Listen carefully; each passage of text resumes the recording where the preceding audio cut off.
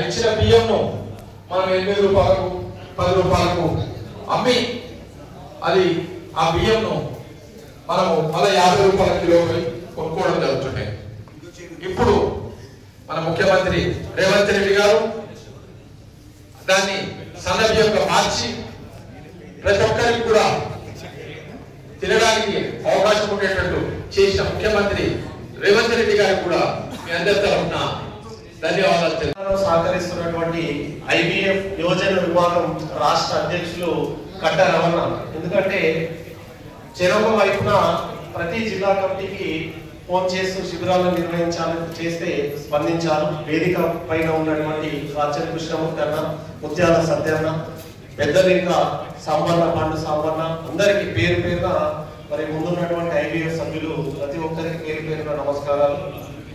LV Kumar గారు మరి వారికి కూడా ప్రత్యేకంగా ధన్యవాదాలు తెలియజేస్తూ, మరి 2 సంవత్సరాల క్రితం తలసేమియా సికిల్ సెల్ సొసైటీకి కార్యక్రమానికి ముఖ్య అతిథిగా మరి ఉపలసీన వెళ్ళినప్పుడు అక్కడ నుంచి నాకు ఫోన్ చేశారు 2023 సంవత్సరంలో.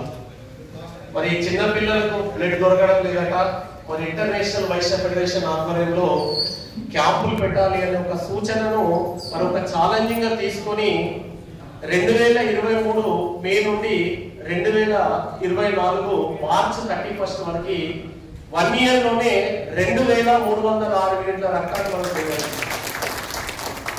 1 యూనిట్ 2 యూనిట్ కాదు, 2306 యూనిట్ల రక్తాన్ని భారతదేశ చరిత్రలో ఒక సంవత్సర కాలంలో ఇప్పటి వరకు ఏ సంస్థ అందించలేదు. అంత గొప్ప రికార్డు ఈరోజు ఇంటర్నేషనల్ వైశ్య ఫెడరేషన్. ఈరోజు దేశంలో ఎన్నో సంస్థలు సామాజిక సేవా కార్యక్రమాలు నిర్వహిస్తుంటే అన్ని సంస్థలకు ధీటుగా ఈ రికార్డు బ్రేక్ చేయాలంటే అంత సామాన్యం కాదు. ఇది already India book of records వచ్చింది, Guinness book of world record verification జరుగుతుంది, మరి వరల్డ్ బుక్ ఆఫ్ రికార్డ్స్ కూడా త్వరలోనే రాబోతుంది. ఎందుకంటే ఇది అంత సులువు కాదు.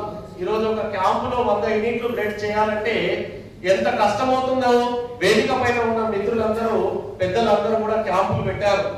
ఈరోజు 14వ తేదీ కామారెడ్డిలో బ్లడ్ డొనేషన్ క్యాంప్ పెట్టాం. సూచనల మేరకు నేషనల్ కమిటీ, రాష్ట్ర కమిటీ సూచనల మేరకు మరి క్యాంప్ పెడితే 97 యూనిట్ల రక్తాన్ని సేకరించి మరి మొదటి స్థానంలో మరి కామారెడ్డి నిలిచింది.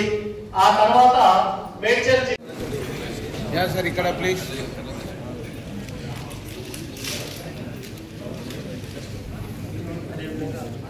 సాము పట్టణ గారు. ఈ సంస్థ ఇంత వెలుగులోకి వచ్చిందంటే దానికి కారణం రాజమౌళి గుప్తా గారు, ఉప్పల శ్రీనివాస్ గుప్తా గారు.